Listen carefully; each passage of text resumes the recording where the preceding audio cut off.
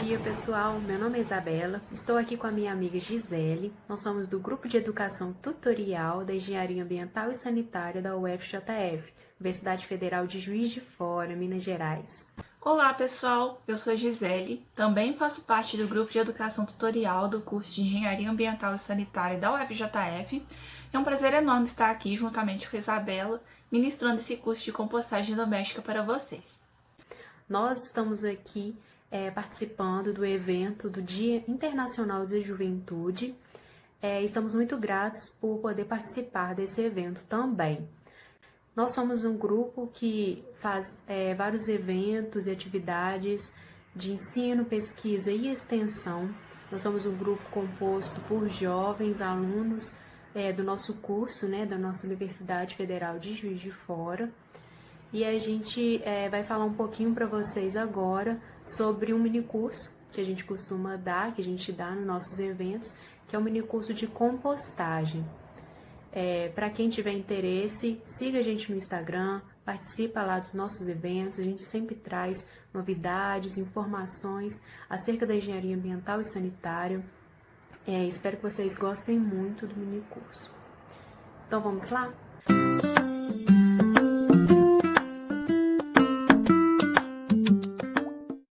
Primeiramente, vamos começar esse minicurso falando um pouquinho sobre as ODS, que são os Objetivos de Desenvolvimento Sustentável.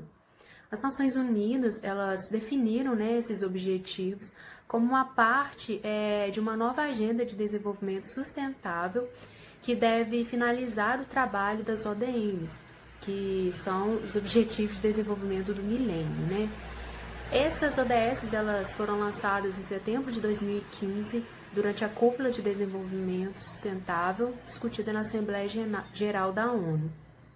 Essa agenda é um plano de ações para as pessoas, para o planeta e para a prosperidade. A meta 2.3, ela preconiza que até em 2030 a gente dobre a produtividade agrícola e a renda dos pequenos produtores de alimentos, particularmente das mulheres, dos povos indígenas, agricultores familiares, pastores e pescadores, inclusive por meio do acesso seguro e igual à terra. Outros recursos também produtivos em insumos, conhecimento, serviços financeiros, mercados e oportunidades de agregação de valor e de emprego não agrícola. A outra meta que eu trouxe para vocês é a 2.4, que também fala que até 2030 a gente objetiva garantir sistemas sustentáveis de produção de alimentos e implementar práticas agrícolas resilientes que aumentem a produtividade e a produção, que ajudem a manter os ecossistemas, que fortaleçam a capacidade de adaptação às mudanças climáticas, às condições meteorológicas extremas, secas, inundações e outros desastres, e que melhorem progressivamente a qualidade da terra e do solo. Então, de acordo, baseando-se nessas duas metas dos Objetivos de Desenvolvimento Sustentáveis relacionados à agricultura sustentável, nós propunhamos, esse mini curso para você saber fazer, para você poder fazer a sua composteira doméstica na sua casa, sem custos praticamente nenhum, e de forma fácil, simples, que pode ser realizada em qualquer local, em pequeno local, então pode ser em apartamento, ou mesmo se você não tiver nenhum quintal, você pode ser usado em apartamento também.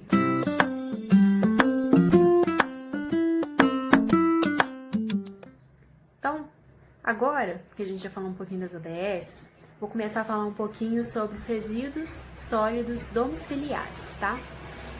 Estes resíduos, para quem não é da área, não tem esse termo bem conhecido, são os resíduos mesmo que a gente gera, o lixo, pra gente dizer assim, que a gente gera nas nossas casas, por isso domiciliares, de natureza normalmente sólida, e aí que normalmente vão ser depositados, né, dispostos em aterros sanitários, ou incinerados, enfim, vão ter uma disposição que muitas das vezes a gente nem conhece, a gente nem tem ideia para onde vai, né?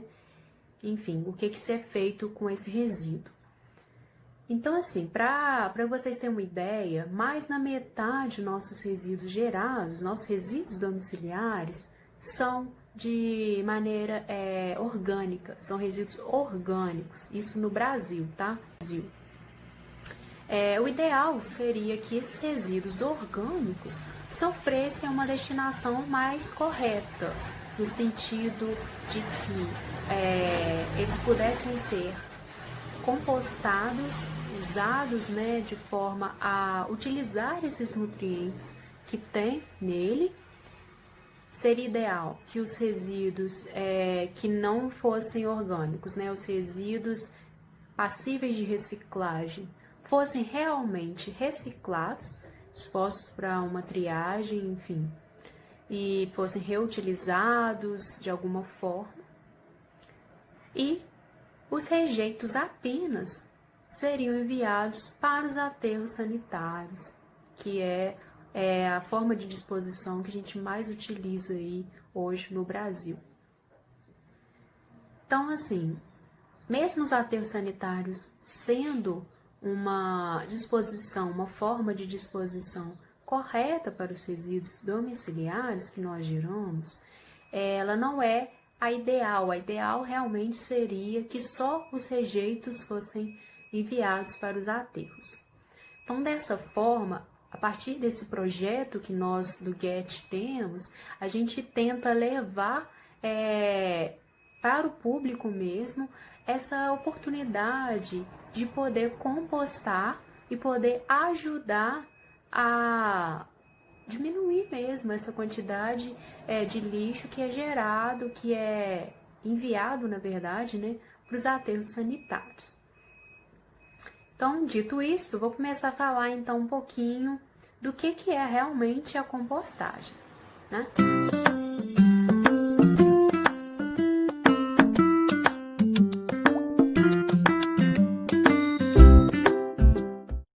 Compostagem nada mais é do que a ciclagem da matéria orgânica, né? A ideia, né, da ciclagem da matéria orgânica, compostagem, ela já é uma ideia muito antiga, já existe desde que o mundo é mundo, só que ela só foi, as pessoas começaram, né, nos primórdios, a perceberem que em locais perto de árvores, perto de bosques, onde tinha ali uma vida mesmo, né? Eram locais onde a terra era mais fértil. Então, começou-se a pensar em aplicar isso, aplicar essa ideia do solo mais fértil nessas áreas. Então, percebemos que a partir da morte, né, de alguns animais, do caimento ali de algumas frutas, alimentos, se caem no chão, naturalmente esse processo de degradação ocorreria, e aí naturalmente esse solo seria um solo mais fértil. Enfim, a partir disso começou-se a utilizar a compostagem e acelerar esse processo que é totalmente natural. É um processo em que os micro-organismos que estão ali no solo, na área, né, no meio, e eles vão degradar essa matéria orgânica, e aí quando a gente aplica esse processo de compostagem, a gente apenas acelera isso, acelera essa ciclagem da matéria orgânica. A ideia, a importância, né, dessa ciclagem é ajudar a fechar os ciclos biogeoquímicos, o ciclo dos nutrientes. Então, se a gente começar a pensar, antigamente as pessoas viviam no mesmo local que elas plantavam as coisas, né, seu alimento, e no mesmo local onde também tinham os animais que também serviam de alimento para essas mesmas pessoas. Então, num local único, né, a gente tem as pessoas liberando aí os nutrientes para o solo, no local onde elas vivem. Os animais também, e as plantas, obviamente, quando morrem, também voltam seus nutrientes para o mesmo local, para o mesmo solo. E aí esse solo é utilizado para uma plantação, para se plantar novos alimentos que vão voltar para essas mesmas pessoas, para esses mesmos animais. E aí acaba que esse local ele tem o seu ciclo fechado de nutrientes. Então, onde é gerado os nutrientes dessas plantas, também é onde retornam os nutrientes dessas plantas. Isso assim, antigamente, em áreas rurais, né, às vezes hoje em dia até ainda tem, mas assim, a nossa realidade das cidades urbanas não é mais assim. Então a gente tem um déficit, tá? Por causa disso, não há mais esse fechamento mesmo do ciclo dos nutrientes como havia antigamente.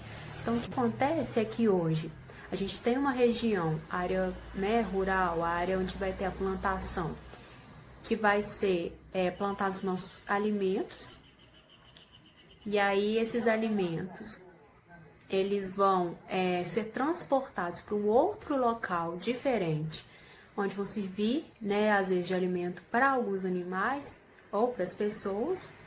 Esses animais também, que não moram junto com essas pessoas, eles também vão ser transportados posteriormente para as cidades, como alimento para essas pessoas. E aí, o que acontece é que os nutrientes que são gerados a partir ali das plantas, eles não voltam mais para esse mesmo solo que gerou essas plantas. Então, grande parte dos nutrientes que vão ser ali através da morte dos animais vão voltar para um outro solo diferente, e a maior parte ainda que vão ser através até dos nossos dejetos ou dos nossos aterros, onde a gente vai depois jogar esses resíduos orgânicos fora, vai ir para um outro solo também totalmente distante daquele primeiro das plantações que gerou o seu alimento. Então, o que isso significa? Significa que naquele primeiro solo onde vai ter as plantas, vai ter um esgotamento de nutrientes desse solo, porque praticamente só sai nutriente ali para as plantas e não volta quase nada. Em compensação, para a área onde vai ter a moradia das pessoas, a área rural, os aterros sanitários, vai ter um acúmulo de nutrientes, porque ali não é gerado nenhum alimento, ali não há nenhuma plantação ali. Então, ali só vai ter a disposição dessa matéria orgânica, desse resíduo orgânico, e aí vai acumular esses nutrientes nesse local. Ou seja, nós estamos falando de um problema, onde um local tem muito e outro local tem pouco nutriente. Não há essa ciclagem mais na matéria orgânica, dos nutrientes, enfim, do ciclo, fechamento desse ciclo biogeoquímico. Isso é um problema e a gente tenta justamente realizar a compostagem também como forma de fechar esse ciclo biogeoquímico.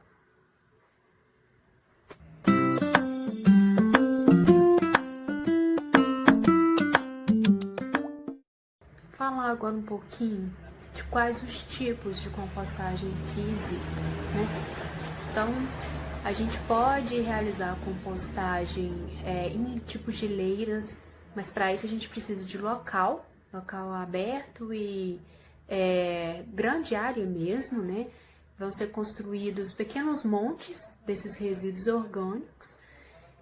E aí precisa ali de ter um espaço para ter o revolvimento, para ter uma boa aeração, enfim. A gente não vai aprofundar nesse tipo de compostagem, apenas estou citando aqui para que vocês saibam que existem, e caso seja do interesse, ou entre em contato com a gente, ou procure se aprofundar mais nesse assunto. Existem os próprios reatores mesmo, que são reatores fechados, que vão conseguir acelerar esse processo de compostagem.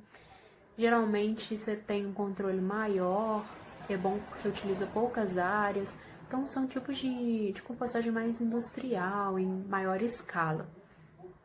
E existe a compostagem doméstica mesmo, que é aquela que a gente está se propondo, né, a ensinar como é que faz, que é bem simples.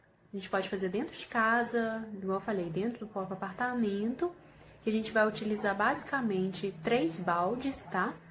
Pode ser utilizado algum tipo de macrofauna ou não. A macrofauna que eu digo, no caso, por exemplo, é o auxílio das minhocas, que a gente chama até de vermicompostagem. E, ou não, né, não utilizar as minhocas, também vai dar certo do mesmo jeito. Tem algumas diferenças pequenas, mas a gente vai aprofundar melhor sobre essa compostagem doméstica, explicar um pouquinho como é que ela funciona e a diferença mesmo, de você utilizar ou não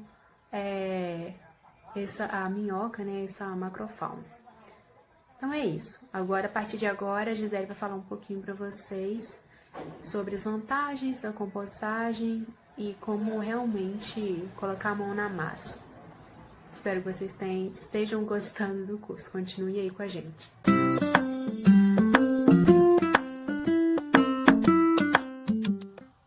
Bom, e uma questão que pode surgir é a seguinte: por que compostar o meu resíduo orgânico, sendo que eu posso simplesmente mandá-lo para o aterro sanitário? A compostagem, assim como os aterros sanitários, é um processo de estabilização do material orgânico.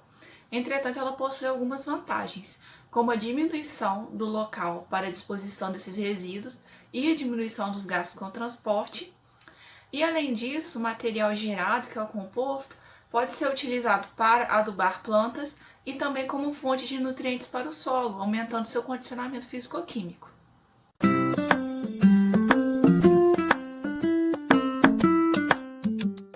Bom, vamos falar agora sobre a compostagem doméstica, né, que é o foco principal do nosso curso. A compostagem doméstica, ela pode ser de 2 tipos, a vermicompostagem ou a compostagem aeróbia. E a diferença principal entre esses dois é que na vermicompostagem a degradação do material será feita com o auxílio de minhocas, ao passo que na compostagem aeróbia somente os micro-organismos vão estar atuando nessa degradação. Na vermicompostagem, a degradação ocorre de forma mais rápida, então a gente tem um composto pronto mais rapidamente. Entretanto, é necessário ter maiores cuidados com a composteira, para evitar que as minhocas fujam ou até mesmo morram, né? E além disso, é necessário manter um substrato no fundo do balde para que as minhocas permaneçam no sistema. Por outro lado, a compostagem aeróbia tende a ser mais lenta, mas tendo alguns cuidados com alguns parâmetros da compostagem, esse tempo pode ser reduzido também.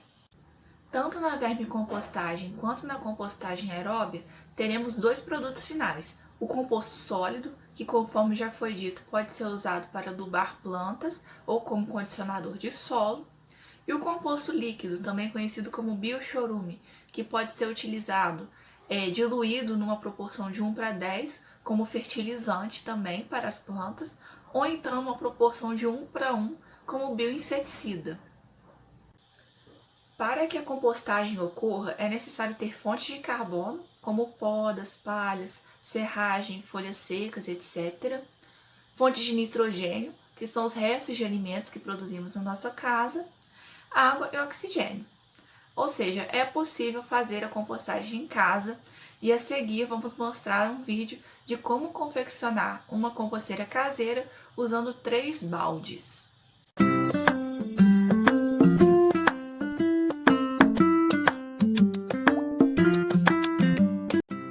Para dar início à montagem da composteira, nós precisaremos de 3 baldes desses de margarina, que são facilmente encontrados em padarias. É importante que todos eles contenham a tampa e estejam bem limpos. Reservaremos um balde desses para que não tenha furos. Será nele que o chorume ficará armazenado. Nos outros 2 baldes, nós faremos furos no fundo.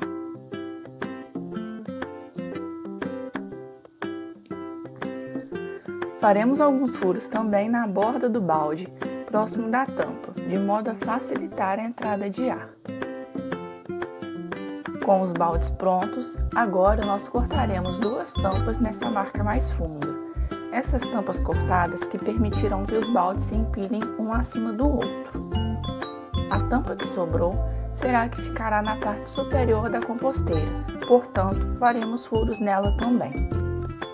O balde sem furos pode receber uma torneira para facilitar a retirada do chorume. Atente-se a fazer a abertura uns 3 centímetros acima da base. Agora é só empilhar os baldes e está pronta a sua composteira. E você pode encapar se quiser. Os resíduos serão inicialmente colocados no balde de cima. Quando este estiver cheio, troque de posição com o balde de baixo.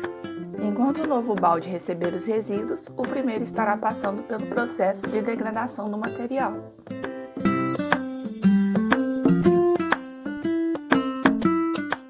Bom, agora que sabemos como montar uma composteira caseira, é necessário saber quais alimentos podem ir para essa composteira. E a boa notícia é que a maioria das frutas, legumes e verduras estão liberados. Então, todos esses materiais podem ir para a composteira, inclusive borra de café com filtro, com um filtro de papel, cascas de ovos, enfim, esses materiais estão liberados. É necessário ter atenção com as frutas cítricas, porque a fruta cítrica pode estar abaixando o pH do composto e retardando o processo de degradação. E existem os alimentos que não podem ir para a composteira de forma alguma, como os alimentos cozidos, carnes, ossos, espinhos de peixe, fezes de animais, Esses materiais não podem mesmo ir para a composteira. Mas a maioria dos resíduos orgânicos gerados na nossa casa estão liberados.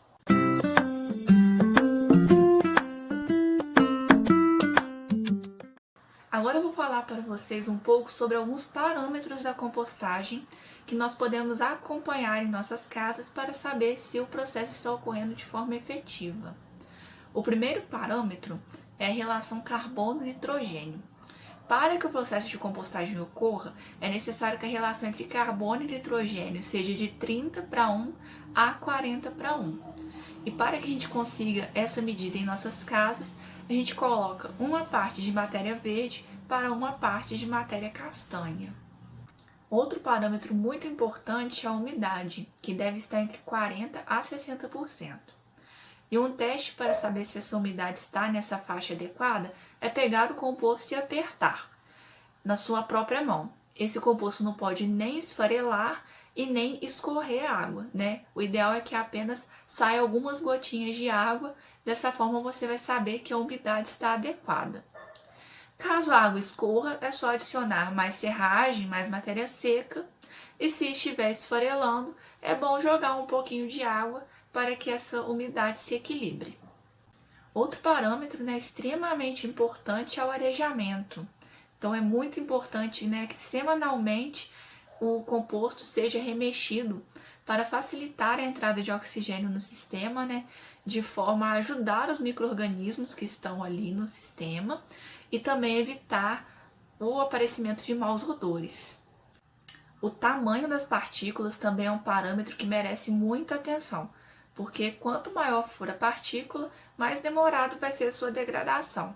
Então a gente recomenda que as partículas tenham entre 1 a 5 centímetros, de forma a facilitar o trabalho dos micro-organismos mesmo. Então é bom ter a atenção de sempre que comer uma fruta, picar a casca antes de jogar ali na composteira, Picar em pedaços menores, não precisa ser nada regular, pode ser com a própria mão, mas é importante fazer isso de modo a facilitar o processo mesmo. Por último, agora eu vou falar de outros 2 parâmetros que não estão muito a nosso alcance, se tratando de compostagem doméstica, mas que também são importantes para que a compostagem ocorra.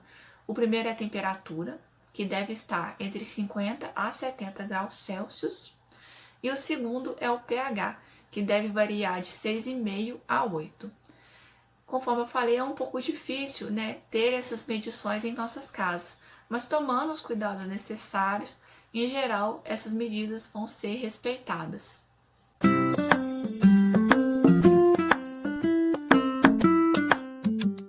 Agora que nós sabemos quais cuidados temos que tomar, quais alimentos podem ir para a composteira, quais parâmetros devemos ter atenção, vamos mostrar um vídeo de como esse processo pode ser feito na prática. Então, pessoal, eu começo com a composteira vazia, né? Coloco uma camada de serragem no fundo e em seguida já vou adicionando os resíduos que eu gerei na semana, né? Repare que tem bastante cascas de frutas, de legumes, tem também borra de café, filtro de café também rasgadinho, né? Tomando atenção com o tamanho das partículas. Em seguida eu coloco mais ou menos a mesma proporção de serragem e misturo bem para que o sistema, né, seja aerado, que haja bastante entrada de ar nesse sistema. E vou finalizar com uma camada de serragem para evitar que a atração de mosquitos e outros vetores também, e também a disseminação de maus odores. Uma semana depois, eu volto aí com esse mesmo balde, né, e dou uma misturada nos resíduos. Reparem lá que está bastante úmido, né? Tanto é que o resíduo está grudando ali nas beiradas do balde. Então eu vou caprichar na serragem aí nessa semana para regular essa umidade do meu composto, né? E vou adicionar os resíduos gerados nessa semana também. Essa foi uma semana que gerou bastante resíduo na minha casa, né? Então fui colocando bastante aí na composteira, intercalando com bastante serragem também e misturando para que ficasse tudo certo.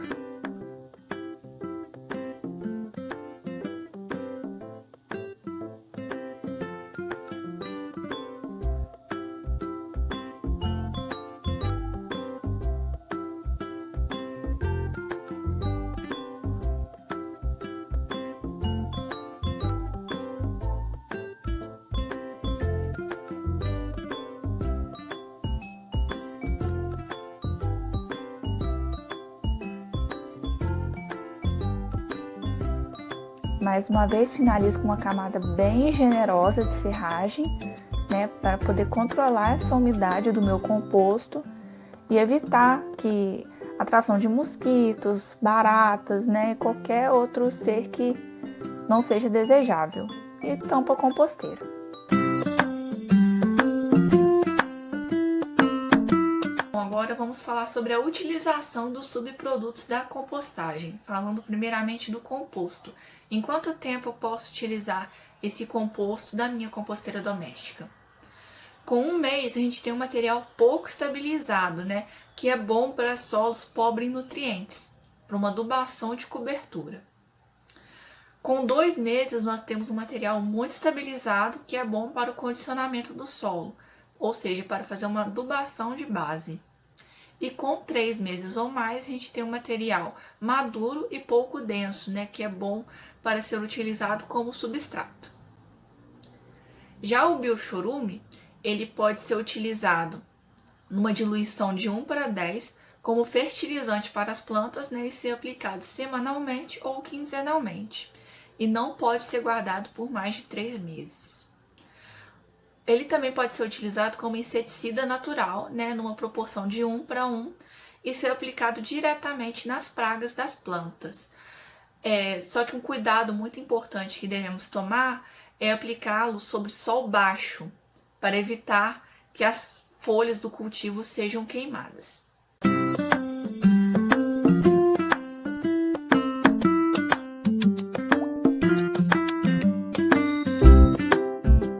No processo de compostagem doméstica é normal que alguns problemas aconteçam, né? Então eu vou estar deixando aqui ao lado alguns problemas que possam vir a acontecer e possíveis soluções.